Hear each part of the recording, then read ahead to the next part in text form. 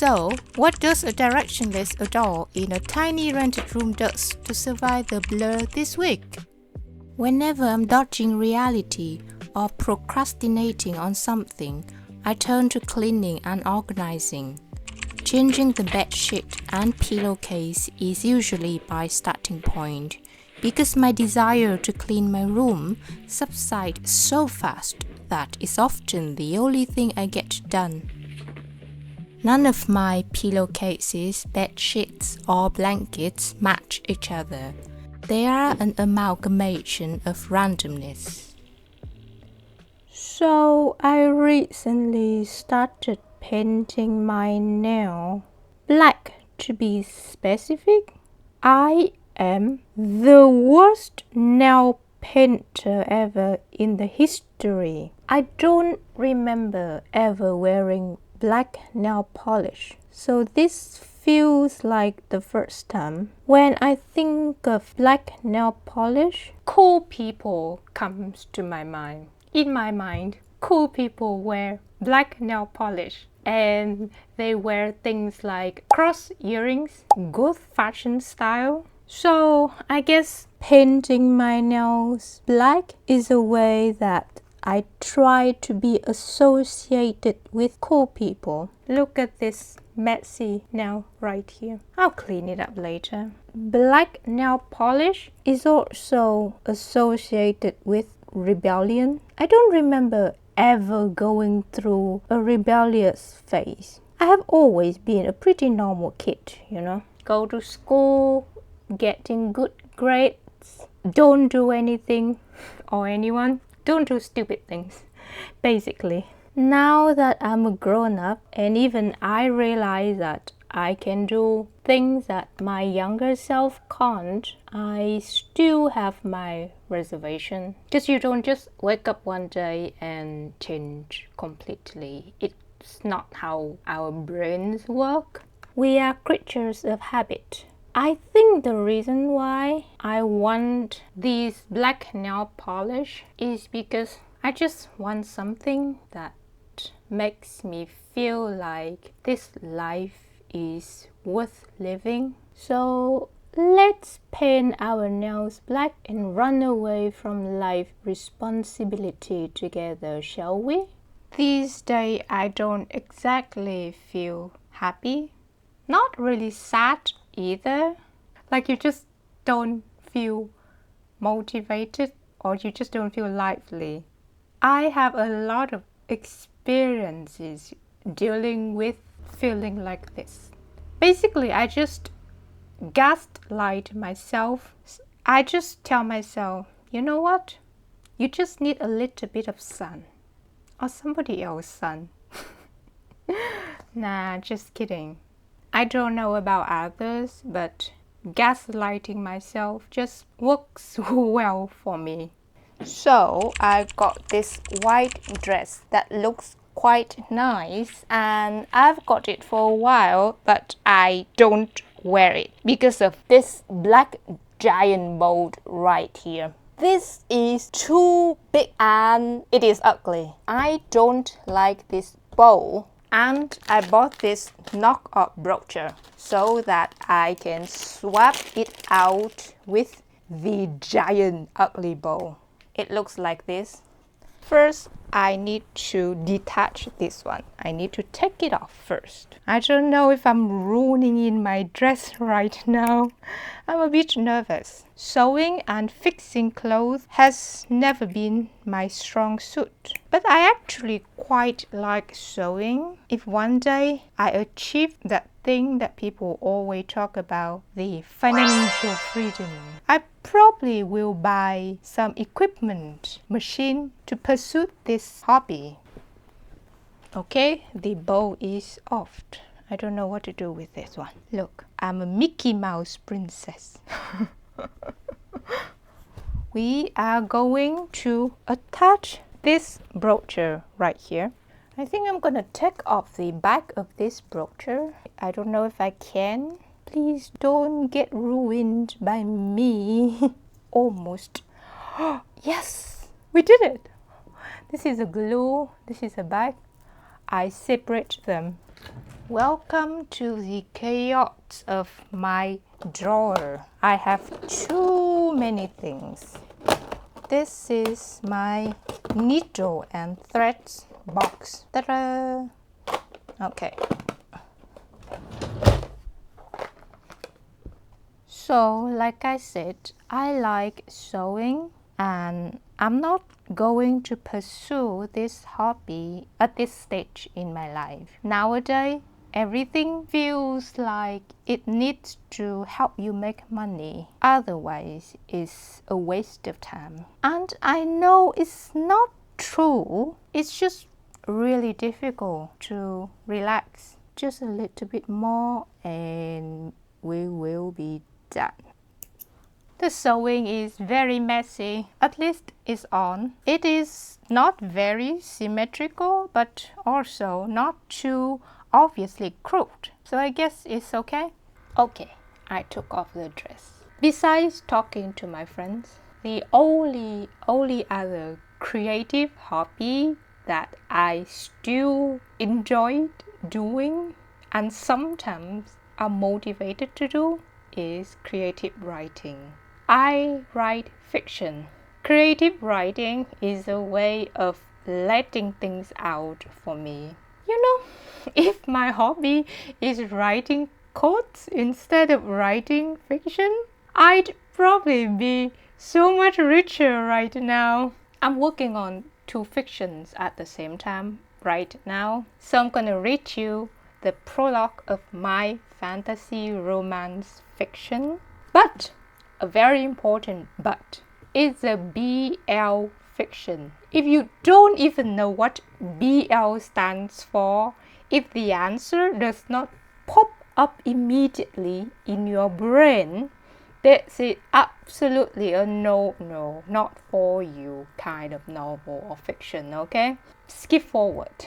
For any other girlies who know and enjoy BL, it is a love story between a human and a dragon, the last dragon on Earth. So here's the prologue. A new figure had recently risen to fame at South Kent University, Raphael West. With his striking looks and exceptional athletic talent, he quickly became the school's newest sports star. All the buzz and excitement surrounding him, however, was something Adam knew absolutely nothing about. He had never paid much attention to the social scene around him, so when he crossed paths with the university rising star at a party one night, he froze in shock. The guy looked 95% identical to the ex-boyfriend Adam had dumped 4 years ago. The remaining 5% only existed because so many years had passed that Adam wondered if perhaps his memory was playing tricks on him.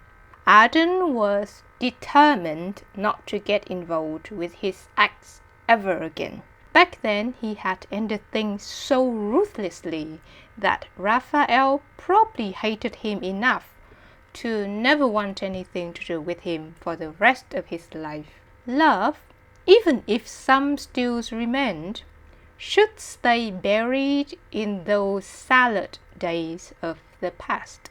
The endless suffering and nightmares Adam carried, perhaps only a devil could endure them. Someone as normal and innocent as Raphael absolutely needed to stay as far away from him as possible. What Adam had never imagined, however, was that the person he left behind 4 years ago had not the slightest connection to the word innocent or normal. Yeah, and that's my prologue. I am not sure when I will be able to finish this one or if I will finish it at all. Okay, another day of trying to stay afloat and try to find something fun to do.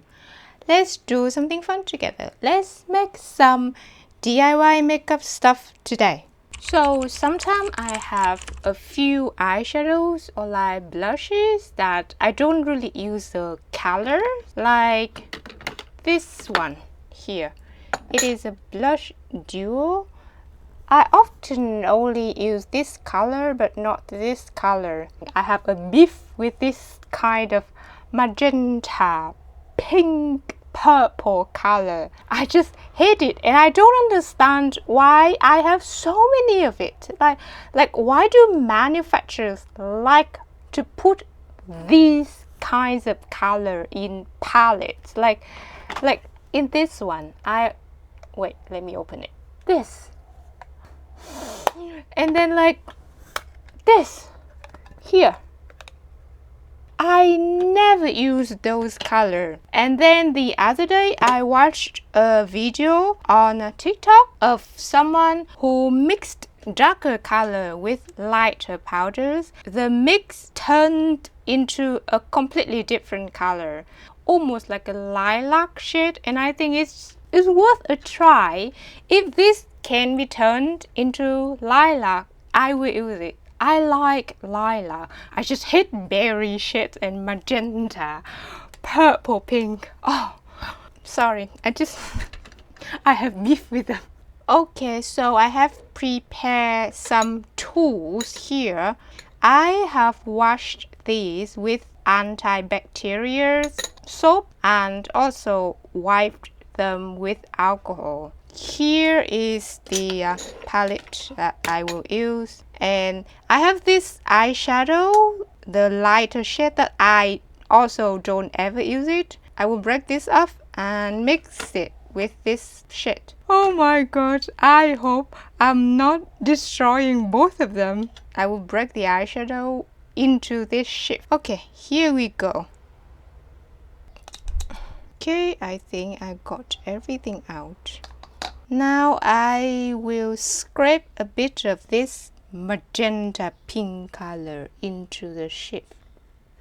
Okay, let's just try mixing them first. Put in more pink pigment. Let me swatch it for you. They look quite pretty in my opinion. You know what? Let me put this color on my face. Let's put a little bit on. I'm not sure if the camera picks it up well, but I think the color look quite pretty in person.